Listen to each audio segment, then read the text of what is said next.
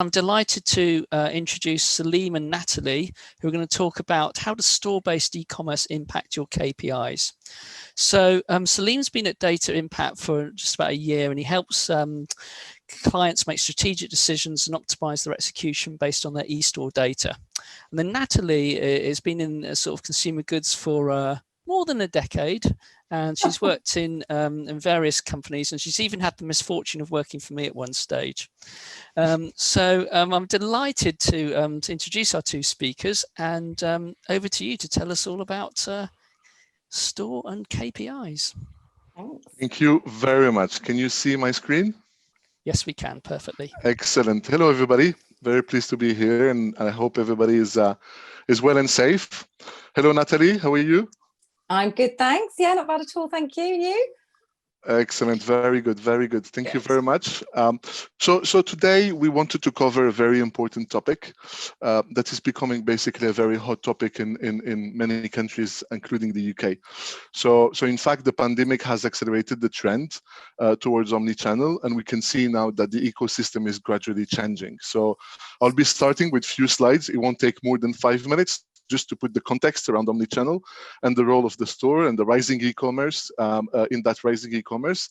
And then we'll take advantage, of course, of Natalie's experience and expertise for a Q&A that hopefully you will find insightful. So just starting off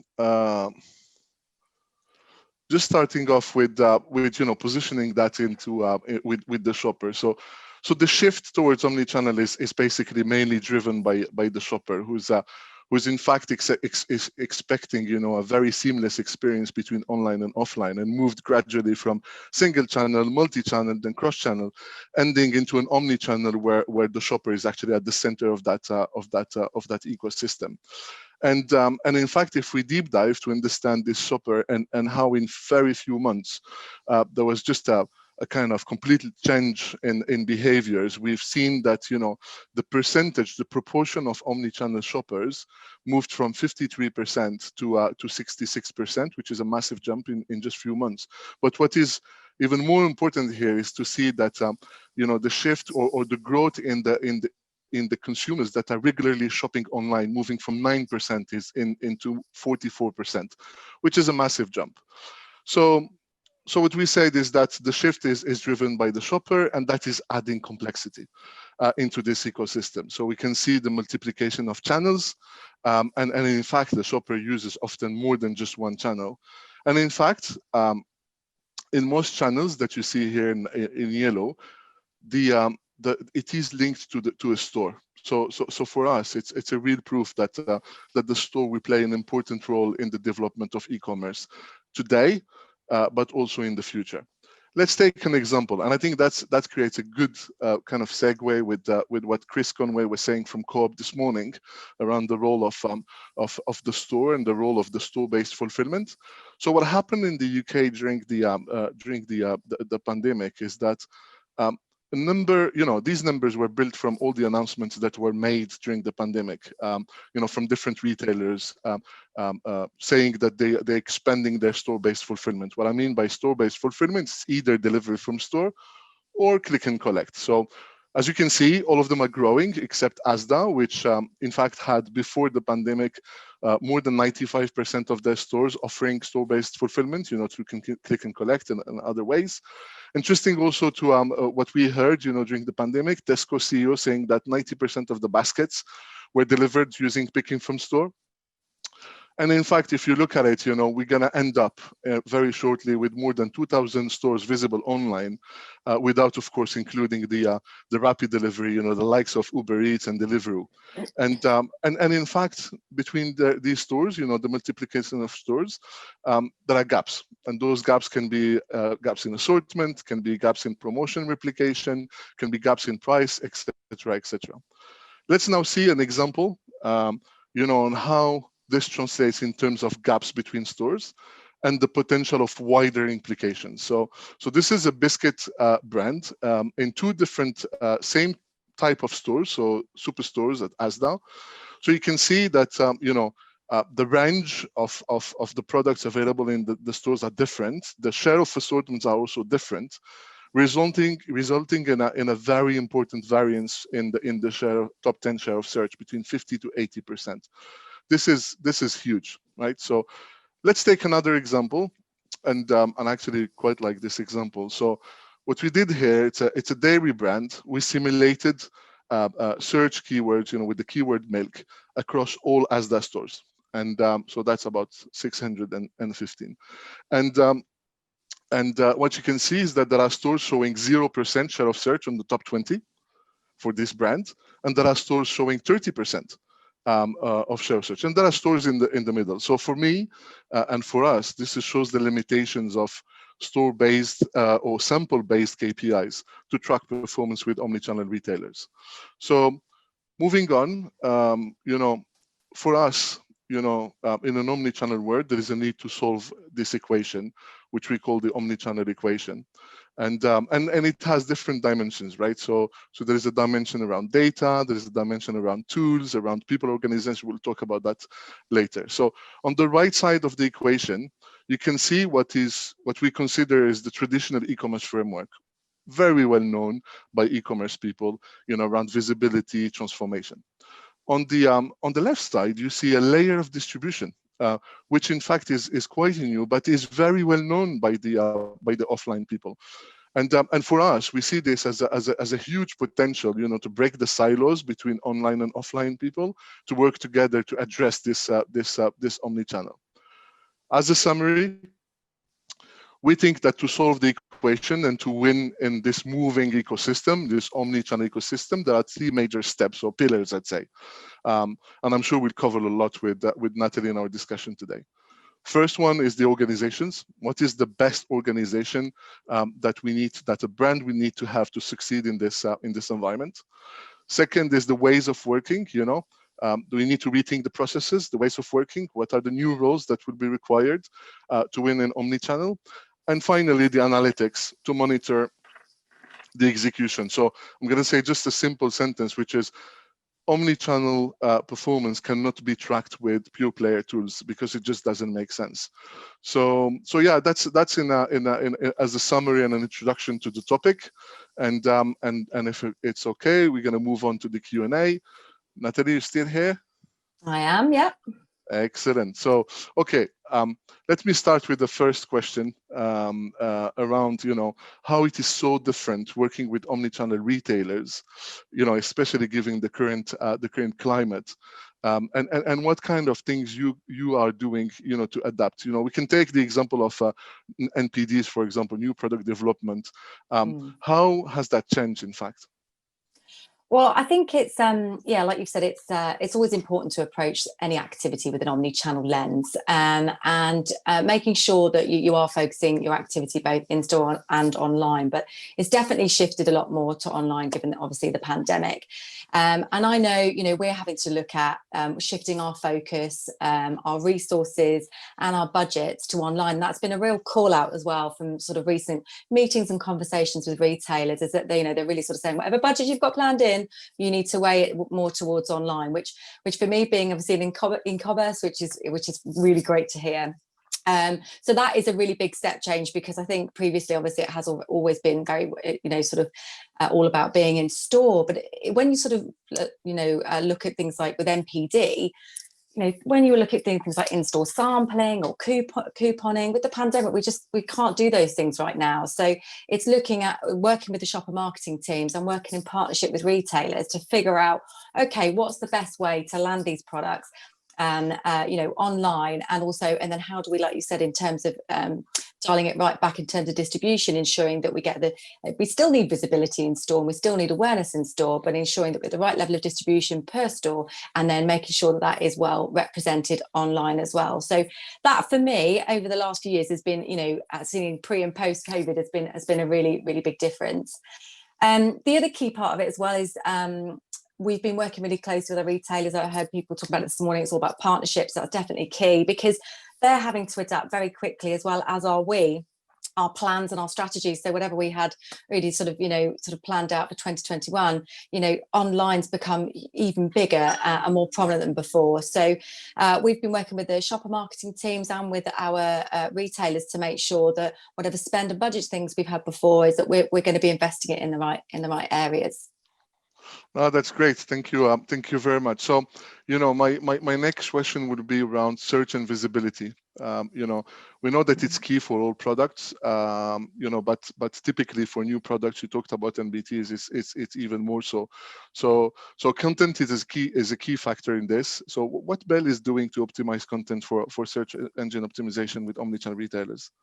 Yeah, and to your 3 points earlier on about organisation, ways of working and analytics, that's again a real big step change that we've seen over the last few months. So SEO has always been important, but I think again it's got a real spotlight on at the moment because you've got a whole new load of customers that are joining and setting up new online accounts for shopping, and they haven't got built up that favourites yet, so they are using searches a lot more heavily used than previously.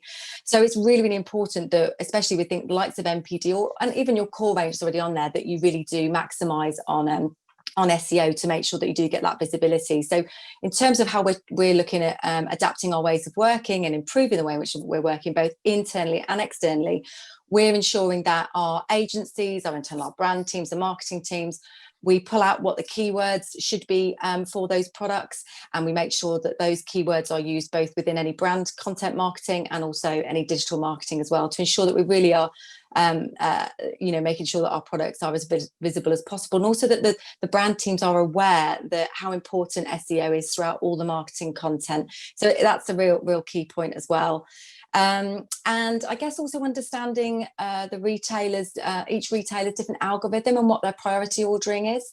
So they're all slightly different. So they'll obviously all have a basic algorithm. Some are more, sort of different than others in terms of how they prioritize it. So making sure that we understand which retailer's algorithm and how it works, and then how we play into that so that our products can be as visible as possible. Yeah, that's really great to hear. In fact, we see a lot of, one of the most common mistakes we see in search engine optimization is, optimizing using the same rules across all retailers without taking in consideration the fact that the search engine algorithm differs between retailers. So that's really a good point. Thank you very much. So yeah, I'm sure, if I have a question around the high demand during the COVID-19. Yeah. I'm sure you were very busy. Snacking category was one of the categories that had very high demand. So how are you approaching this from an omnichannel perspective? Yeah, definitely. You've touched on a really key point there. I think anybody that's in the snacking category will have seen a huge demand increase, especially around that back to school time. I know, having 2 young children myself, that going back to school, other schools were not providing hot meals with the pandemic, so there were lunch boxes being made up and down the country. So we saw huge demand on that, and we made sure that again, working with our retailers and working with our supply chain. So this is where this whole sort of omnichannel approach really does come into its own, is where you are working closely with your supply teams to understand how these demand shifts are changing, and using the data to really drive those decisions and insights. And making sure, so one of the projects we're working on with, which I'm really looking forward to, is being able to understand which of the stores are under the extreme picking pressure, so the ones that are picked from most heavily, and understanding what assortment is being picked from there the most, so that you can upweight your supply in order to meet those demands. So that's a really key part for us, and actually it's something that I've previously wanted to do in other roles. We've not really had the capability to do it, so that's something that we're going to be definitely looking at a granular level, to ensure that we work with our customers and at a store level to understand what the demand levels are like, especially with the, as Francis mentioned earlier, around them actually becoming more like picking centres, or having half the store as a picking centre. Yeah, no, I think it's a super important topic. So we see a lot of brands also, expanding that out of stock, opportunity into other topics such as media. What could be worse than investing in a media banner at the time? There are huge out of stocks in some stores, and how to heal that quickly. That's the main importance of using store-based analytics to cover this topic. No, thank you very much, Natalie. So, I couldn't not cover promotions, which is a very big topic. So how do you know what promotions to run and when, and where to best to place the investment, basically? Yeah, I think like most suppliers out there that it's all around data and insights. So we know obviously the key points when we promote products, as most companies do, and we make sure we tap into those. But we also, are really heavy in terms of the consumer deep dives, the category insights, and we share those with our customers to make sure we aid sound decision making and understanding what promotion mechanics work best and where. But as always, it's all around data and insights to give you that key decision. I think a key point here, though, is especially with it moving to more online. I know as a working as a supplier that it's I think we're going to be more and more demanding, wanting more accessible information for online, whether it's media space, promotions, etc. Really being able to have a better understanding of that, and this sort of level of information does vary by retailer, but I think that's, if we're going to be looking at shifting focus and investments on digital media and promotions, etc., then it's in terms of that partnership working both ways, I think it's going to be a real thing that suppliers are going to really want to be able to do those deep dives and analytics on a data basis. Yeah, no, that's great. And just for the information of people around the call today, so I'm running a keynote or not a keynote, but a roundtable on media. So for those who wants to chat about this topic, would be interesting. So my last question, as I always finish up my sessions, is around future. So as an expert in this field, it would be great to have your views, on what you think will be the future trends of the sector. Yeah, well, everything's pretty uncertain at the moment, but I think I'll give it a bit of a stab here around what I think will happen. And I think, again, as we've already started to see, more and more stores will start to give space to more of a picking aspect and become more like local picking stores, but also obviously still keeping an element of the store there, because people, I think, will still want to shop where they can.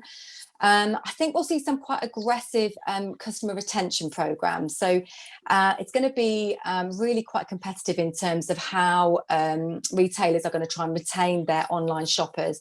I think especially, as again we said before, with lots of restrictions in terms of number of items you could put in your basket, delivery slots, click and collect slots, people are going to be probably having accounts with several retailers, and they're going to be picking and choosing whichever one they can get their delivery slot on for whatever their requirements are. So it's going to be really strong customer retention programs. And then the other thing, I guess, delivering products to homes is still expensive. It's still a massive problem for retailers. So I do think that we're going to be seeing how are they going to close this funding gap. And I think that online media space and digital space in general will become more expensive. Hence the need for the likes of data and analytics for us to be able to justify that. I think from a supplier's point of view, it's going to be around fast tracking and resourcing online plans, if you haven't already, and making sure that you really are upskilling the expertise to be able to understand that data, and also making sure you've got the right experts in place to really to deliver on these changes in shopper behaviours. So yeah, that's my kind of nutshell. I reckon that's how things will change. Thank you very much. Super insightful, Natalie. All right, well, thank you very much, Salim and Natalie. Good conversation and some interesting slides. So there are a few questions that have come through, so let's have a look.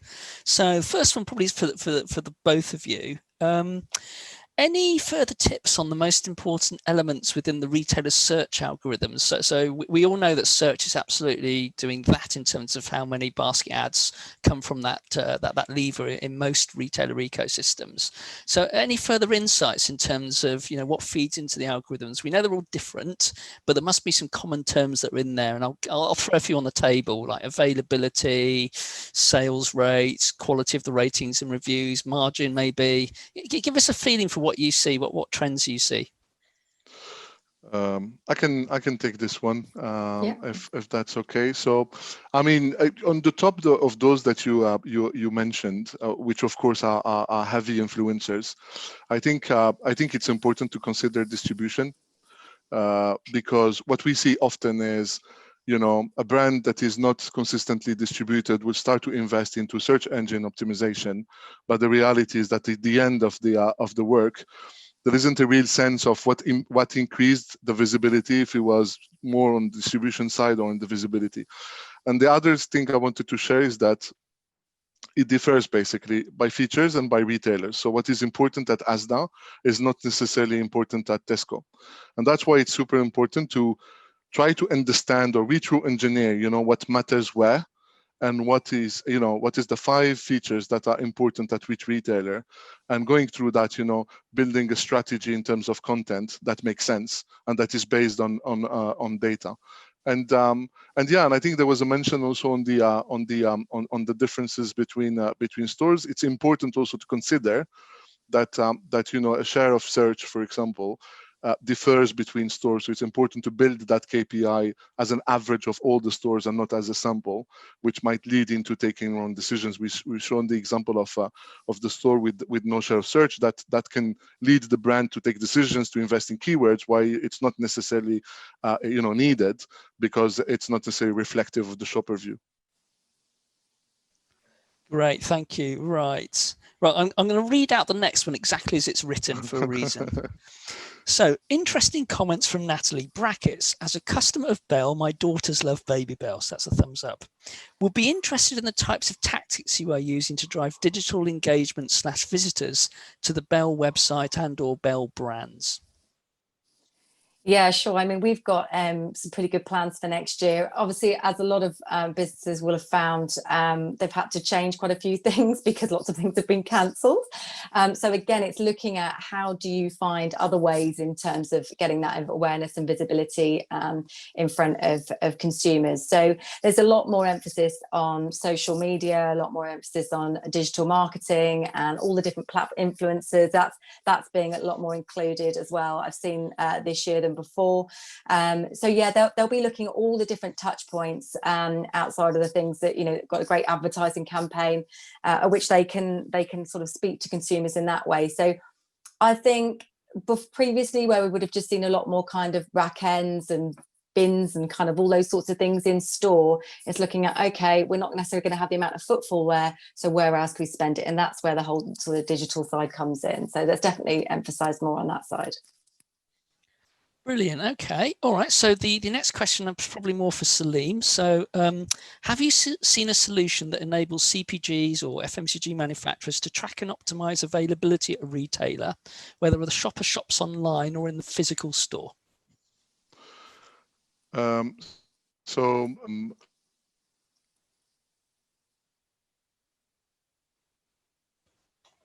Salim, he's frozen.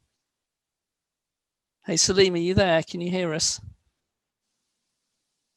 Oh well, that's the first tech issue of the day. Oh well. Hopefully he'll come back in a minute. Right, let's try this one then. So how have you gone about influencing your range distribution in pick from stores? Is that anything you've had a look at, Natalie, whilst we're seeing if Salim comes back? Yeah, sure. I think like many of you will have seen in store, the looking at bigger packs. I mean, again, for most of us in e-commerce, this isn't anything new, but looking at things like food service and catering packs to ensure to be able to meet that demand where people, are struggling to get those online delivery slots that they can have a larger pack. So that's definitely something we're looking at our range and assortment. And then in terms of distribution, this is something that we're working on with DataImpact at the moment, where we are going to be, as I said, drilling down into that granular level at store so that we can start to identify which ones we actually need to sort of upweight with supply. So that's a project that I'm keen to get stuck into. Brilliant. Okay, so I think we've lost Salim. So I think with that, given we're about to time, we'll thank you, Natalie, and Salim in his absence, and we'll hand over to Katie to introduce the next speakers. Thanks. Thank you.